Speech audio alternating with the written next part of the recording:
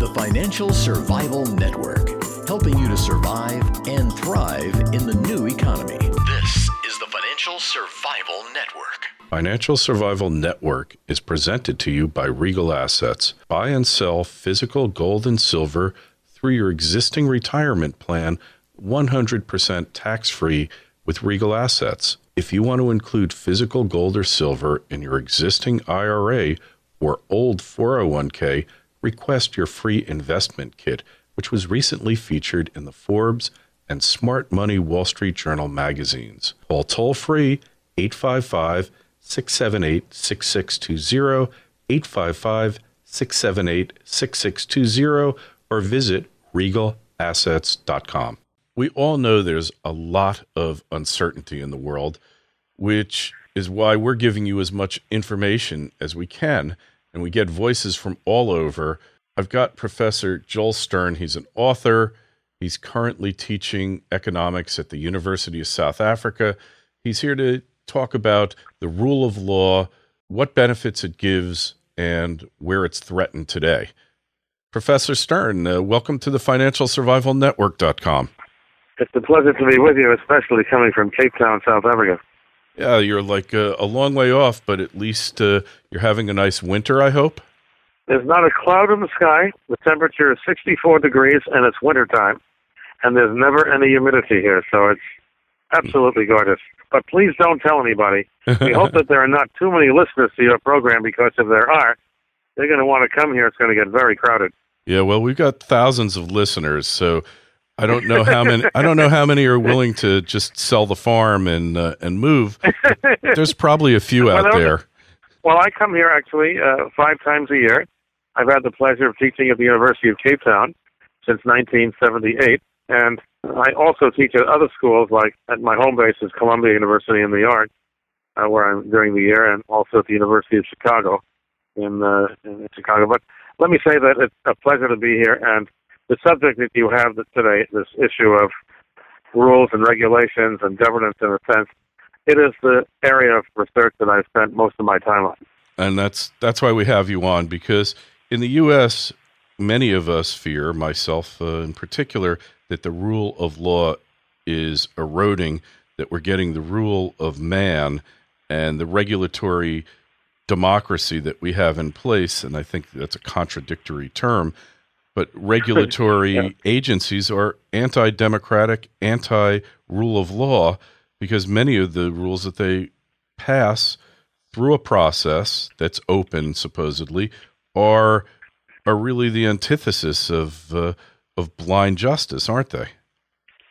Yes, but that's one of the reasons why we have frequent elections.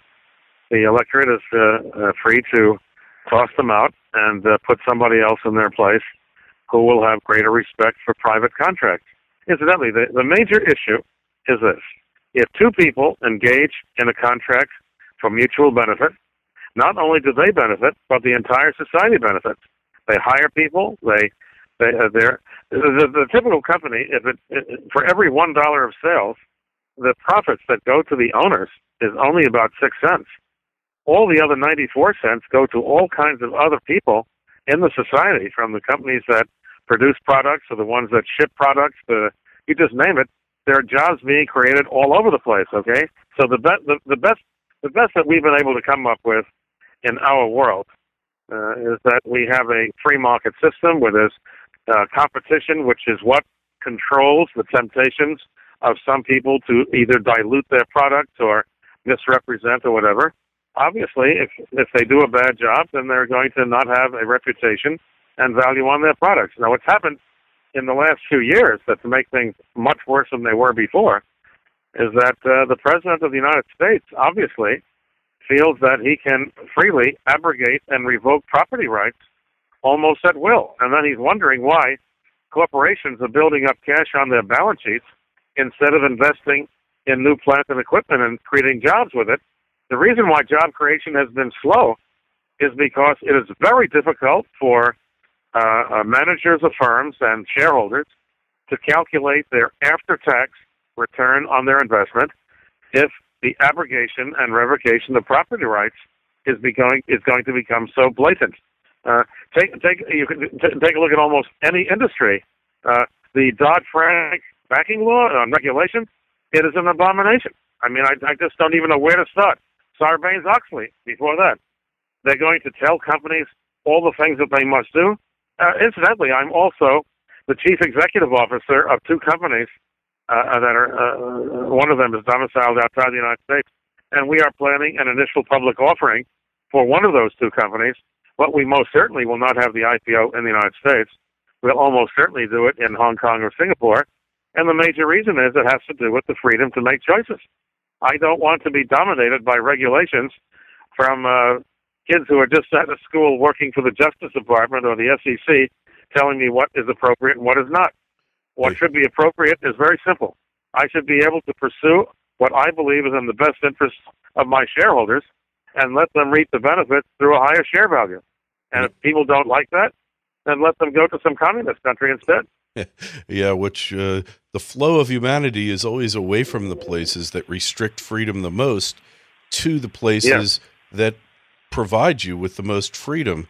And now we actually see the net immigration flow from places like Mexico have reversed, and people are going back to Mexico, although Asians are still coming here. So, well, let me give you a concrete example here in South Africa, if I may. Sure. The dominant political party is called the African National Congress, the ANC, which is where Nelson Mandela was, and Thabo Mbeki, and so on. Right now, President Zuma is in charge. But they have also increased the role of government tremendously. And however, there are provincial governments, okay? And the head of the province is called the premier, like the governor of New York State would be called the premier. And there's a woman who has that position here in Cape Town. Her name is Helen Zille, and she is with a party called the Democratic Alliance. Well, I'm an advisor to the Democratic Alliance on precisely these issues.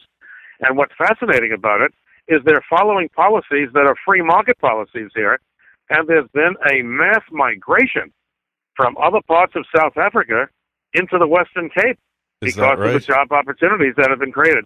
It is a magnificent experiment. I can hardly wait for the Economist magazine or the Financial Times of London to finally do a study and a report on exactly what's going on here in South Africa. The people are speaking with their feet, and it's exactly the point that you're making.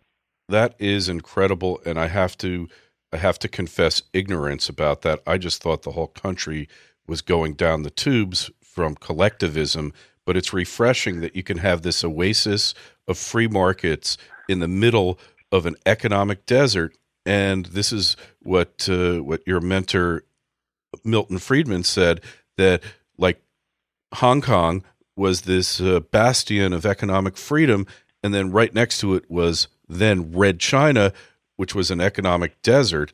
And when you see examples within the same country, and I would argue you're seeing it in the U.S., Texas, Florida, all the states without income taxes are far outgrowing the states that are high tax states like New York, New Jersey, the People's Republic of California.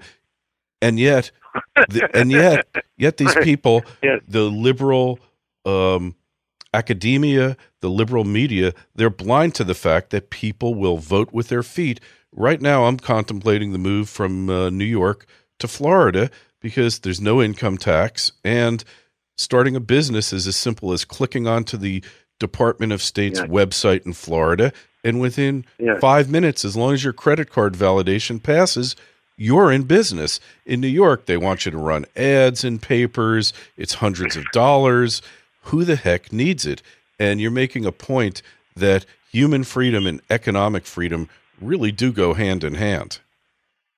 Well, you can have one without the other. You can. Economic freedom currently exists in China. What's interesting, incidentally, is that a University of Chicago professor in the Graduate School of Business there, the Booth School, his name was Merton Miller. He was also one of my professors when I was there.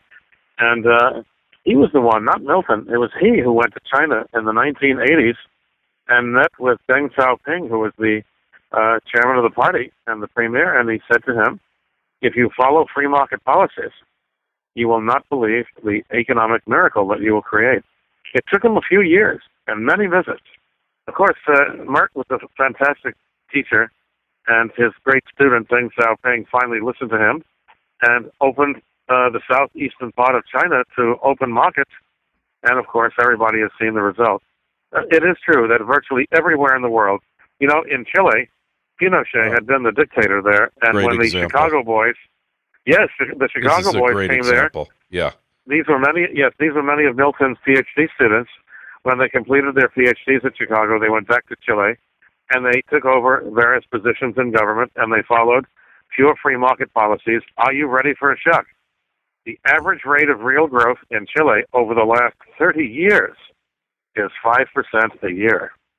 It's unbelievable. It really is a spectacular place. And that's real growth. That's not like the fake growth that we have That's in right. the U.S. Real growth. Yeah, which Yes. Well, we're having problems.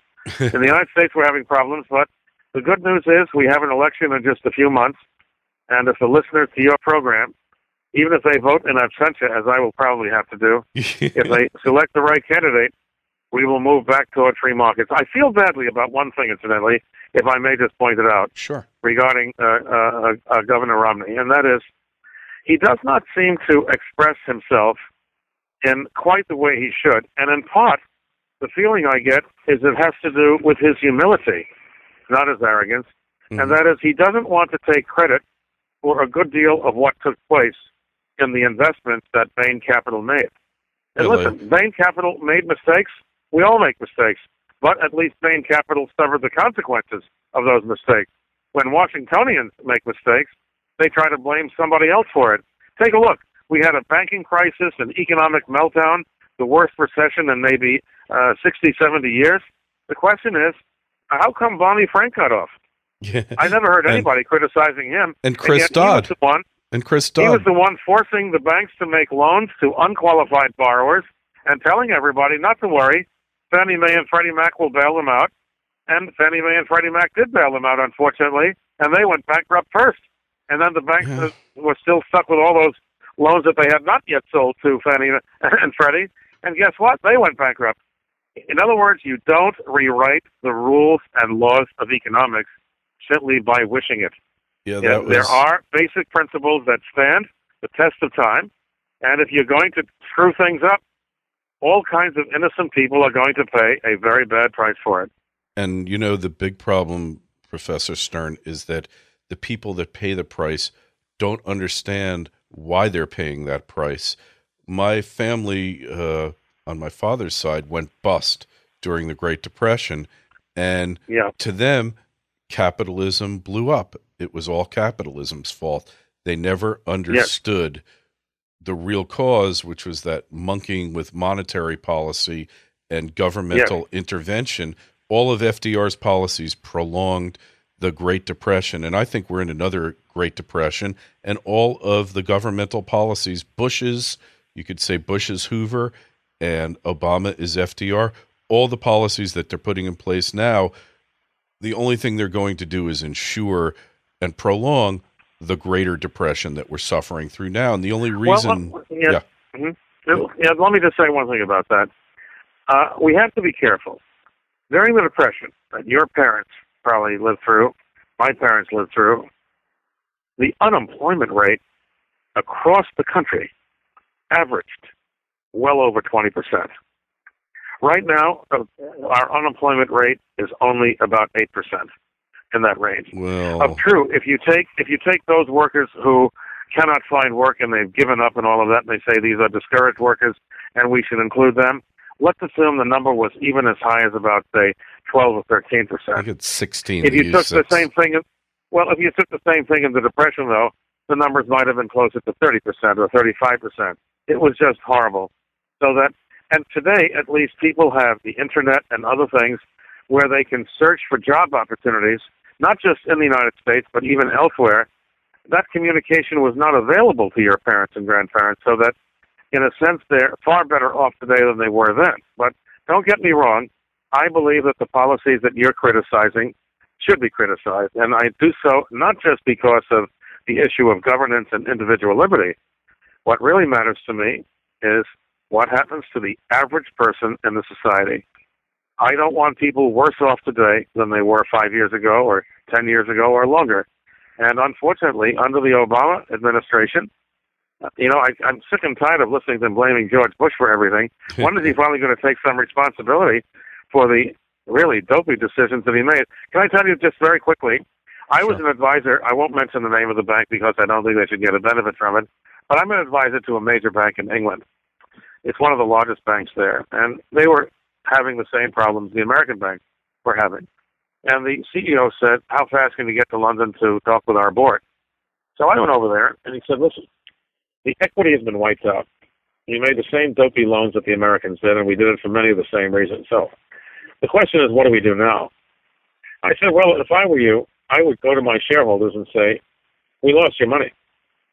It's not any longer here. The only reason why our stock price is greater than zero is because there are tax loss carry-forwards that have value in the society, and they're worth something greater than zero. But aside from that, we're just dead. We need to issue new equity in order to get back on our feet. On the other hand, we've got very talented people in the bank, lots of years of experience. You give us your money, we'll try to do the job we should have done all along, and we do apologize for what we lost. Well, believe it or not, that bank raised all the money it needed, and the result was it's one of the most successful banks in the world today, and it's based in the UK, okay, without mentioning its name. In the United States, the banks went to the government. The government offered TARP, it was called. It was a bailout through lending them money. Mm-hmm. The real reason why why didn't those banks go to their shareholders and also ask for money? The answer is the shareholders in the United States probably would have said to them, we'll put more money in, but we want you guys out. You're not the management that we want. We want somebody else. And so therefore, when the government said to the J.P. Morgan Chases and others, hey, we're going to provide you with funding, Bank of America, whatever, we're going to provide you with funding, they said, oh, sure, that's great. What was the real greatness of it? They didn't have to turn to their shareholders and say, listen, we need more money. And the shareholders would then say, we'll give you the money, but you're out.